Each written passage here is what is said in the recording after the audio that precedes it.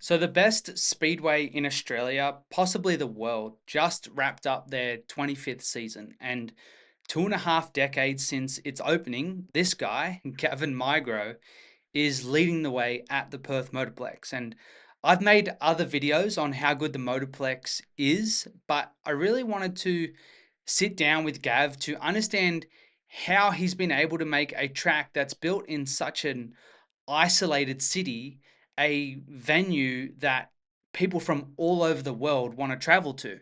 And the story really is fascinating. Firstly, as you'll learn, 25 years ago, this track wasn't really accepted or embraced by the fans and the competitors. Mostly because it was replacing a track with so much history and a track that was a lot closer to the Perth city, Claremont Speedway, which had been run for 73 years. And secondly, probably the coolest part in all of this is that Gavin isn't just some random dude having a crack at running a motorsport venue. He's the son of Con Migro, the guy who squeezed the most out of Claremont Speedway and who made sure the sport had somewhere to go once Claremont was taken from them. I recently travelled to Perth and wanted to speak with Gavin about how he's been able to make the Motorplex work. But to do this properly, I quickly realised that I needed to first speak with Con. And I had never been to Claremont before, so it was pretty special to not only go there for the first time, but to spend it with Con. What does this place mean to you? Well, for home for 34, 35 years, it was my was my backyard, you could virtually say. And of course, before that, I even used to come here. My first date with my wife, Linda, was to the Speedway. Wow. And I was a real big spender. I bought her a Coca-Cola and a packet of Aurora Tubes. I was a big roller. You won her over.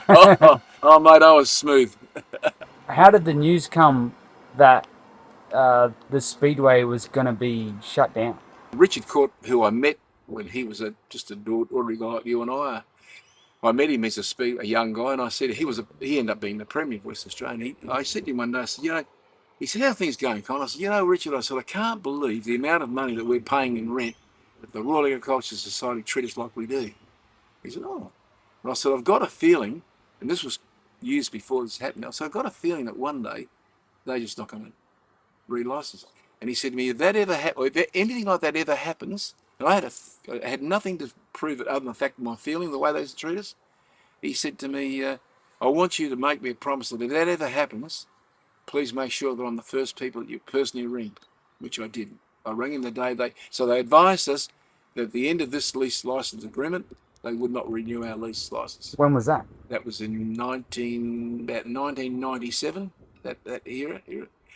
Anyway, and then we started looking then. Of course, we didn't find another thing. So then Richard Court went and renegotiated with them, the RAS, on our behalf, an extension of the time. And they gave us the extension, but under the guarantee that the year 2000, irrespective of whether they've got a replacement venue or wherever it is, we're out, we're gone. But he renegotiated. So what the agreement was that we paid them all our profit for the last 2 seasons, plus a considerable amount of money that was put in by the state government, and I'm talking it was then in the millions. And it was secured us our final 2 years. Tricky and Mayola on the front row, Dumsney and Migro behind them. Well, it's Ron Tricky now leads them up into the first turn for the first time in the very last feature race ever held at Claremont Speedway. Down the back straight, the Bunbury Bullet, dual national champion. Young Mayola in second place, back to the former national champion. Max Dumsney in third place and Gavin Migro in fourth position. So a fantastic spectacle, a huge crowd in hand, and they are seeing some just unbelievable speedway racing. How did you feel when you heard the news that this place would be shut down? Well, I just started working there and not long, and it was heartbreaking. I just thought, oh my God, I mean, Claremont it's just going to be there forever. That's just the way it was. You know, you don't ever think you're going to be challenged. Oh, I was devastated. I mean, it was like a brother or a sister or a son or a daughter, wasn't it? I mean, it was my life and a lot of other people's lives. I think my dad was probably the best salesman the sport's ever had.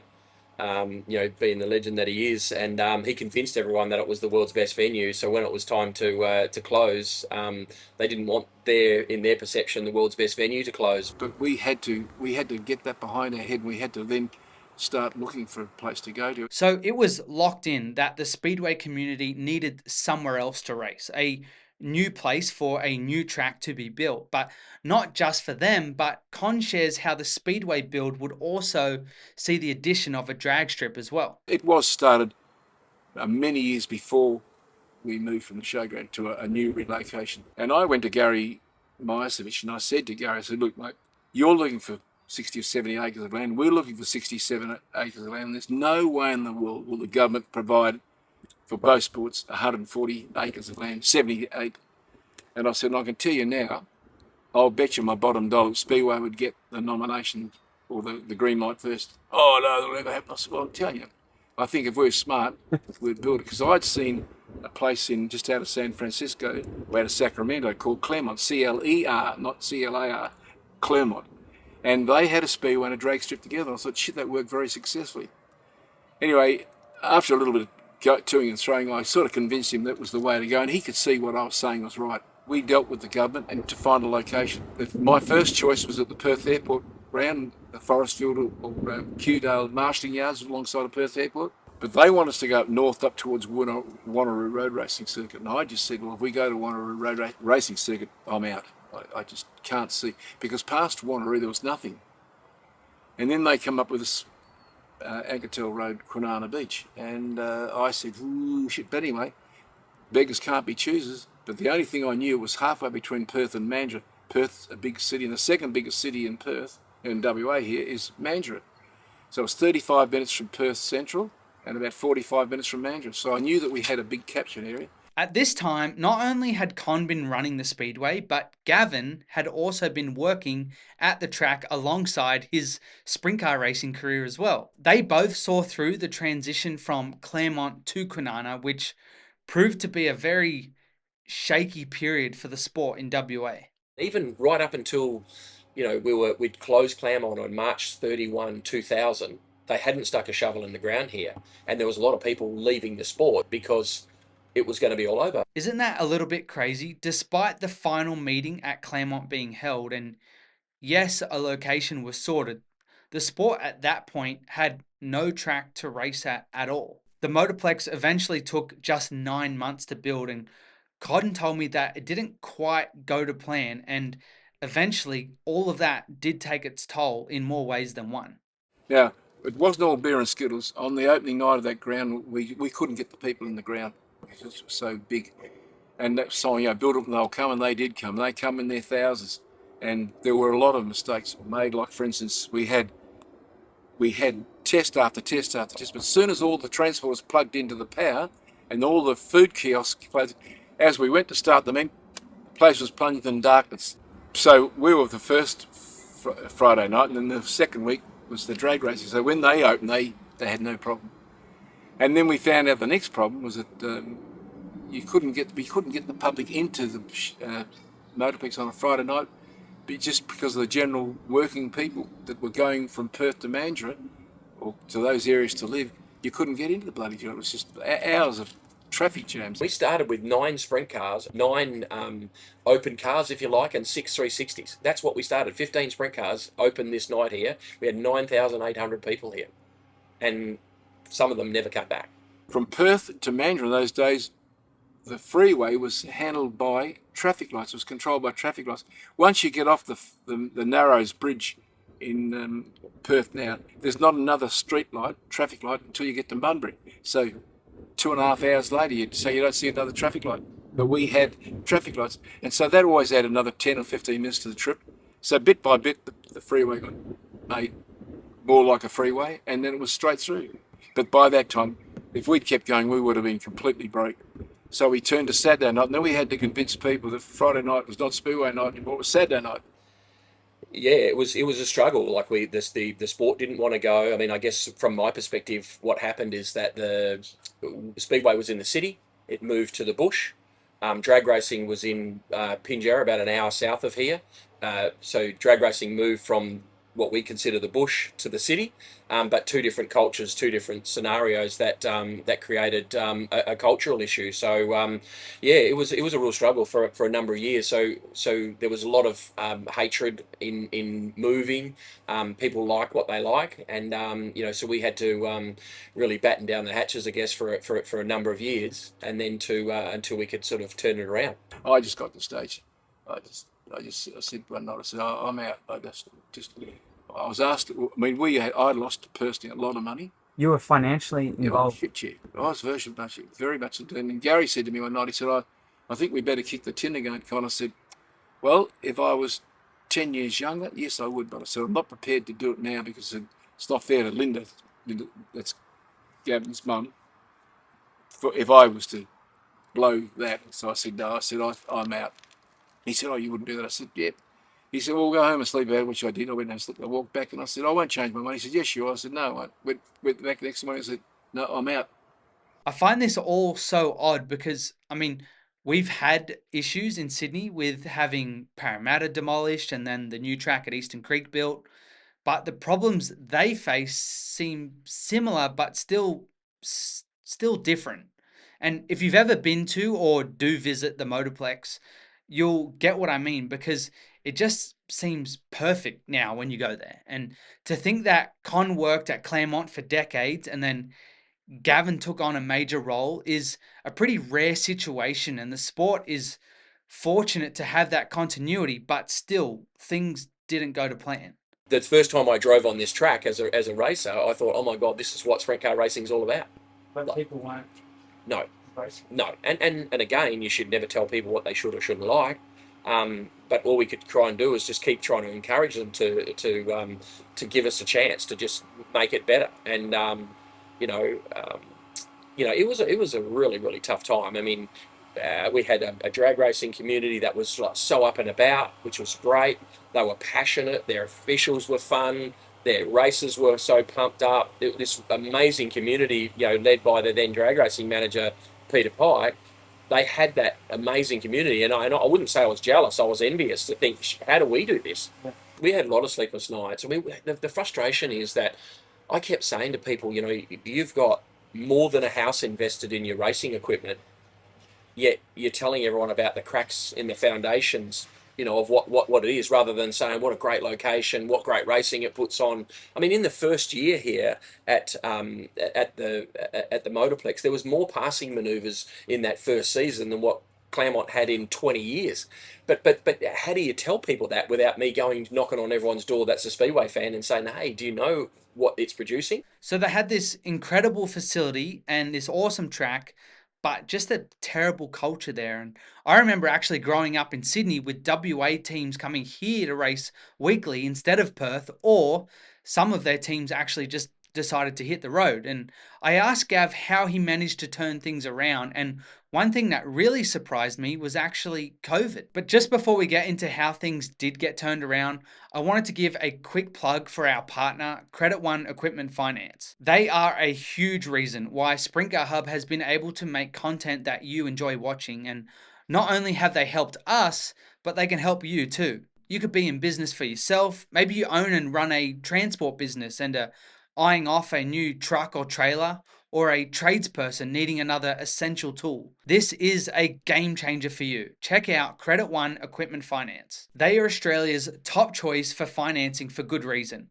Whether it's transport, construction, farming, or any trade, Credit One Equipment Finance is perfect for your business. No matter your industry or equipment needs, Credit One Equipment Finance is your go-to solution. They understand that growing your business means having the right equipment and tools, which often requires substantial investment. With Credit One's diverse finance options, you can acquire your excavator, van, truck, crane, or whatever your job demands.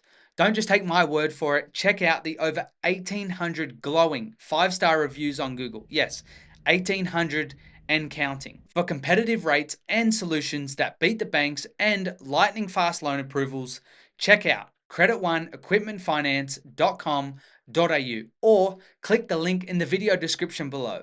Empower your business today with Credit One Equipment Finance.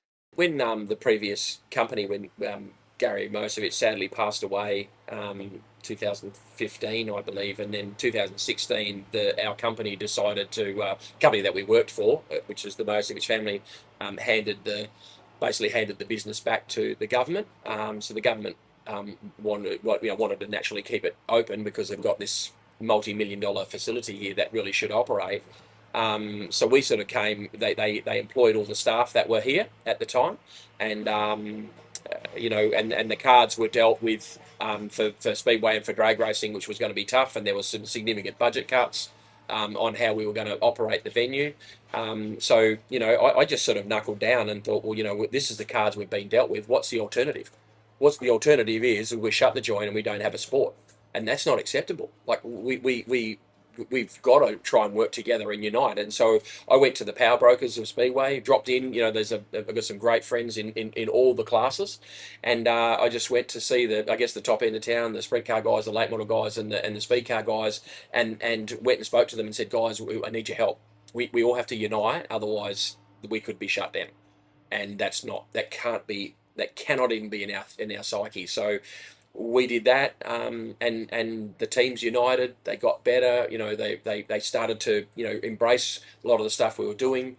The racing was good. The purses were strong, and then we were able to evolve it from there. So it was scary, but it was exciting. From a track point of view, I think for the first number of years we were doing the track old school, preparing the track. Young Mikey came on board as an unknown, completely inexperienced young man that was prepared to do the hard yards and learn, and then come up with what we consider the best practices for speedway track preparation. So our track was we struggled early with on how to actually prepare the track, and we were doing it old school way, like I suggested. Then Mikey came in, he went to America, sort of worked with the Duncan family, got some experience in that, utilises, and then a few, their practices. And I think, America are clearly leaders in track prep and smooth surfaces and the modern day race cars, the way that they should be handling and all those sorts of things. And I think that was a catalyst for us to slowly turn stuff around. And look, quite frankly, the huge turning point for us was COVID. No one could travel, so we were able to keep some of our top teams here. They become our salesmen. We wanted to create a united space, and let's face it, if you get the top end of town right, and sprint cars are the top end of town, if you get the top end united and supported, the rest will feed off the carcass, so to speak. And I sort of make no apologies about trying to, that we predominantly we run sprint cars, but we've got three big bananas. We've got sprint cars, we've got late models and speed cars. The way Gav rattled off how things turned around makes it sound easy and quick, but it wasn't easy and quick at all. I reckon it took 15 years. 15 years before it. We still had our big shows, but the last 5 years I've seen slowly the crowds were increasing. And there was a lot of people weren't talking to me so much about Claremont. They were talking to me about the Motorplex. They were enjoying it. It was a place of excellence. And by that time, Gavin's now running it, and he's got a team around him of all young guys, a couple of young girls that have a real spring in their feet. They love to come to work every day. They want to do their job. It's not a chore to them. They don't think it's a job. They're playing with the thing that they love. And they not all were speedway people. And so Gavin did put together a very good team of people, all with their weaknesses, all with their strengths. But between them, they make a pretty good team. I handpicked a lot of the speedway fraternity, the people that are here or the people they're staffing that we've done. And they're good people. You pick the person and adapt the role, And I think that I've got such a great team of people that they love their job, and it's sort of for them, I guess. For me, it's not like going to work. You've got this great community, and that's what I'm most proud of. And they take Mikey Rimmer, who does the track. He didn't even know how to drive a grader.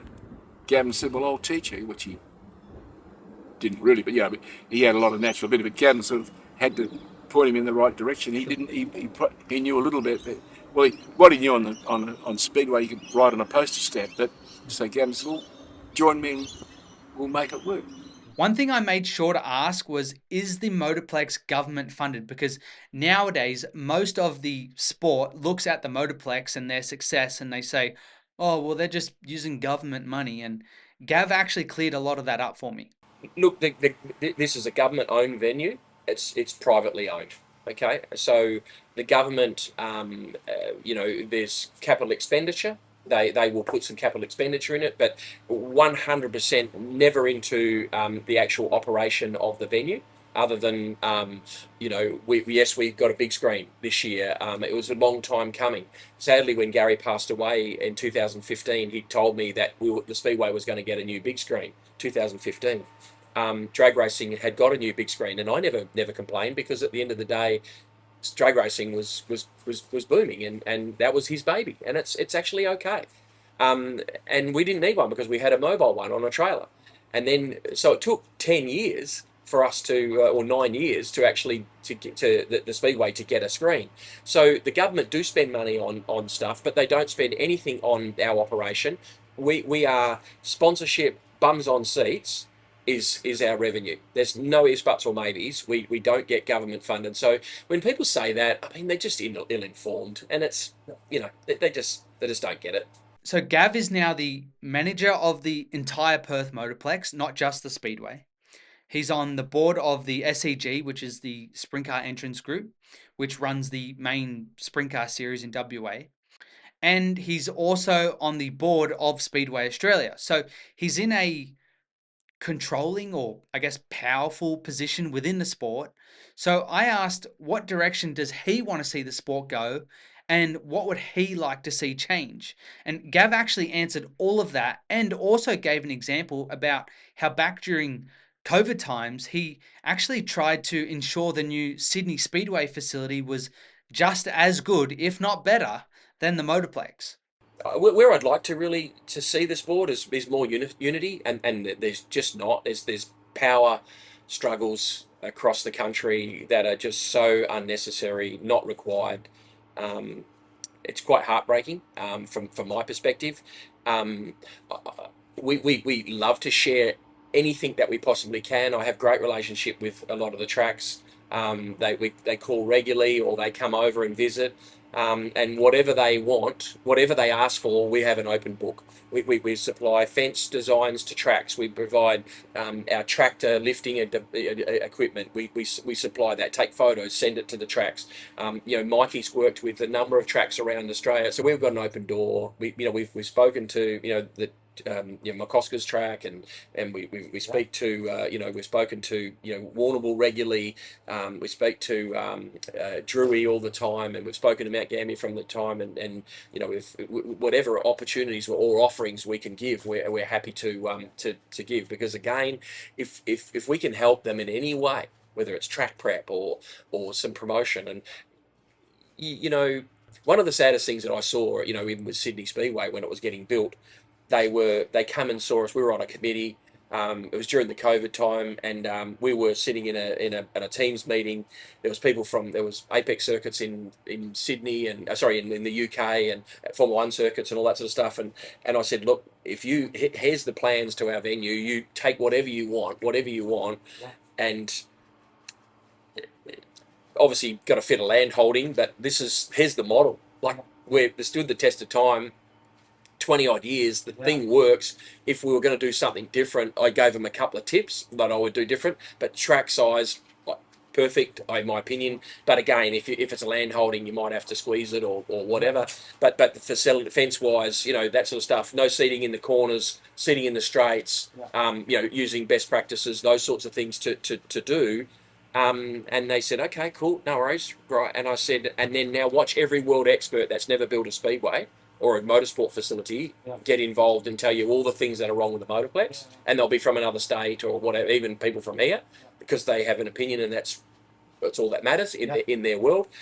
Then you'll start to listen to that, and then watch you guys, and it rhymes with truck it up, and they said, oh no, we'll take this stuff on board. And look, it's a beautiful facility, but there's so many things that I just don't know how they didn't come up with something like this.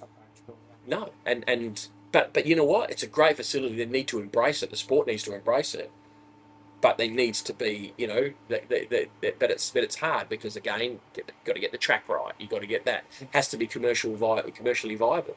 And if it's not, the sport culture has to change. You know, whether it's entry fees or spectator fees or whatever. I mean, sporting events in Sydney seem to be a tough environment to get live to go to.